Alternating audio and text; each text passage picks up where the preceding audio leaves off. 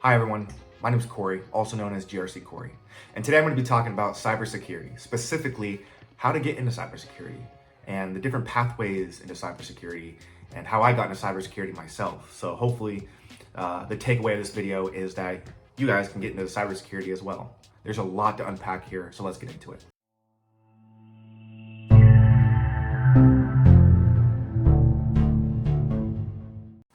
I'll first start out by explaining my pathway and how I got into cybersecurity.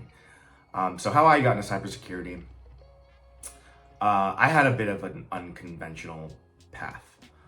I first got my degree in criminal justice, and I then quickly went into law enforcement. And I then proceeded to be in the criminal justice field for about 3.5, 4 years, about that.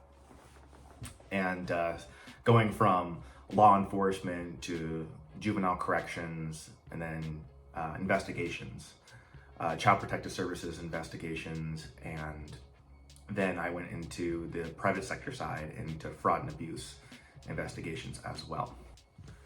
And during that 3.5 to 4 year time period, I really got into cybersecurity, and I wanted to learn everything about cybersecurity and the different pathways into cybersecurity and how I can get into cybersecurity myself.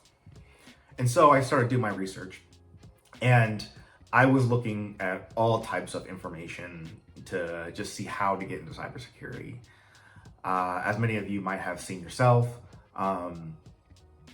that you get X certification and you can get into cybersecurity, or go back to school and get X education and that will help you get into cybersecurity, or go get work experience through help desk and you will get into cybersecurity, work your way in from there.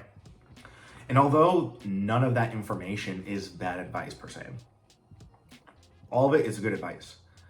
I think a lot of times with these security websites and information blogs and YouTube videos fail to emphasize, or even sometimes mention, are that you can take one of those 3 pathways, but it doesn't guarantee you a spot in cybersecurity.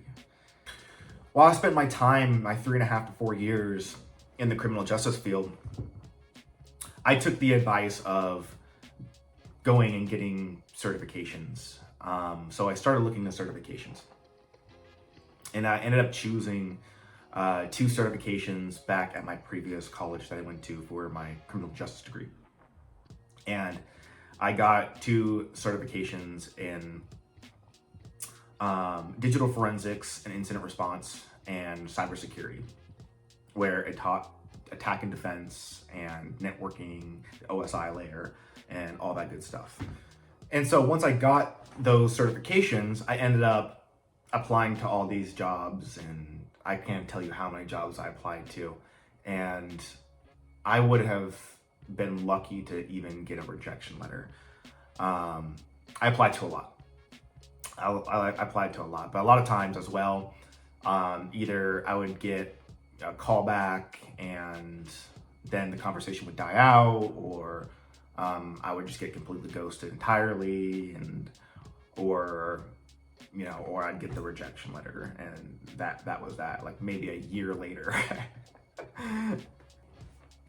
So once I made the decision to go back and get my master's, I went back to the same college where I got my certifications and my bachelor's degree, and I got my master's in information technology, a specialization in data analytics and data science. The reason why I went to that path instead of cybersecurity was I thought that would be more useful as I look at, vulnerability data, or look at all types of cybersecurity data and start doing data analysis on that, because I thought that would really help companies, and that's what companies would look for, because they would want to know where their strengths are and where their weaknesses are, and data analysis can help with that.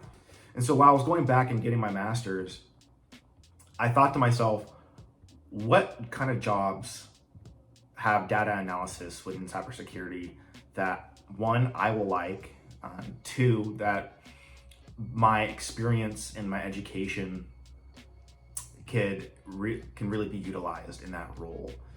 And that's when GRC popped up, governance, risk, and compliance. Once I learned about GRC, I started looking for all roles of GRC, whether it be governance kind of jobs or compliance audit or risk analysis and risk assessments and IT risk management. I finally found a job, compliance and risk assessment analyst. I applied for the position, I ended up getting a call back, and I actually got the job. I was thinking to myself, oh yeah, it was because my education background, and it's because I got this master's that this really helped me out. And while the master's did help out, and while the certifications did help, and all that, I'm not knocking any of that. I did have a conversation with my boss soon after, and I asked him. I was like, well, why did you pick me? There's thousands of candidates. Why me? And he looked at me and he said, Corey, it was because of your background. Okay.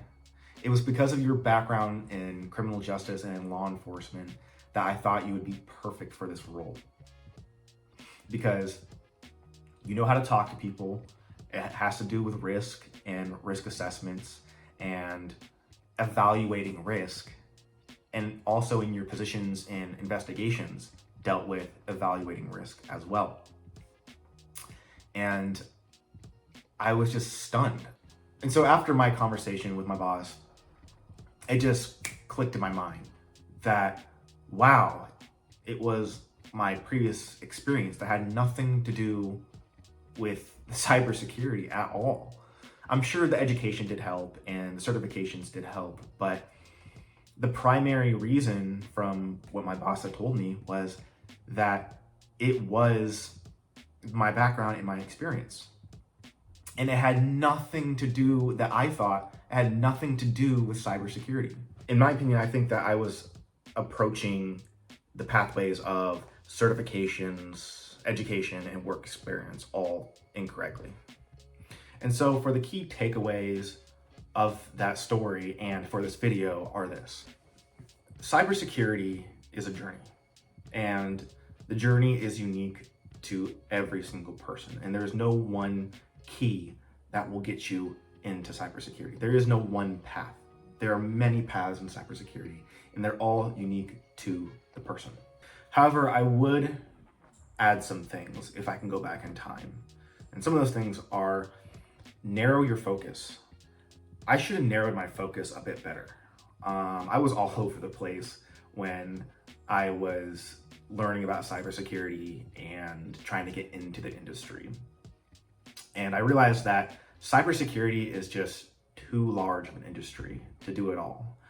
And you have to narrow your focus in what areas of cybersecurity you want to work in, whether it be SOC or whether it be vulnerability management, penetration testing, IT audit, whatever it is. You have to narrow that focus and focus on that. Once you decided which area of cybersecurity you want to go into, next is just to lay out your strengths and lay out your weaknesses. Where are your improvements? Where do you need to improve? For me, it was my knowledge in cybersecurity.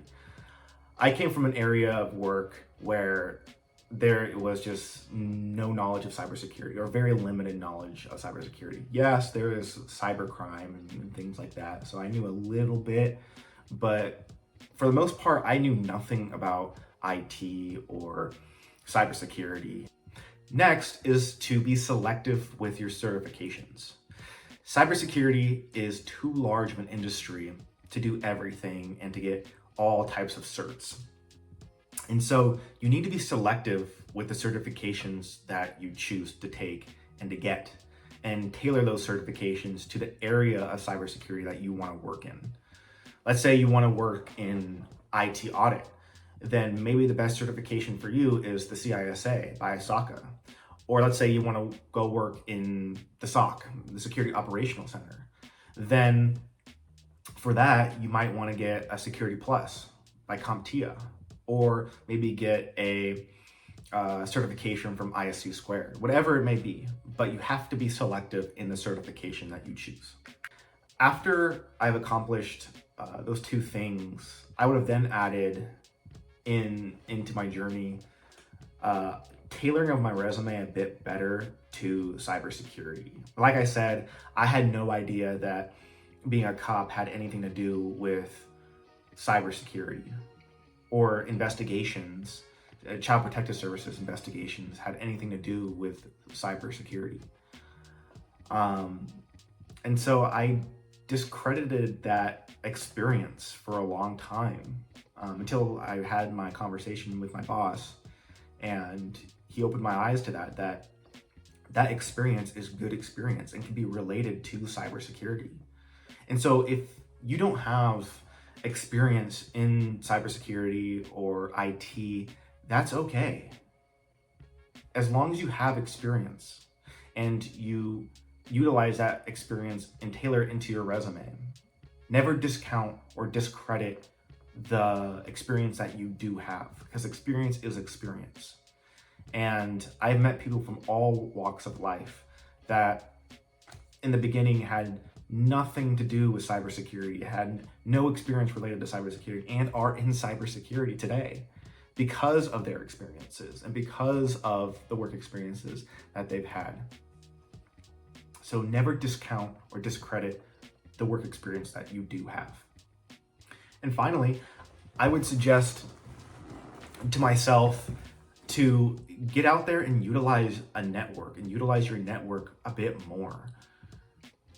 This journey, although it is a unique experience to each individual, it doesn't have to be walked alone. And I've realized in my journey, and I'm still realizing today, that it's a lot easier to get where you're going when you have a team behind you and you have people in your corner supporting you and helping you out along the way. And that doesn't discredit where you were, or where you're at, or where you're going, just because you had help. And I think that's another big elephant in the room that people don't like to acknowledge, that if you had any sort of help along the way, then your experience or where you got is discredited. Overall, I hope my story has helped, even if it's in just some small way. And if it has, please like, share, and subscribe so it can help more people. Thank you all. Coffee up, and I'll see you in the next video.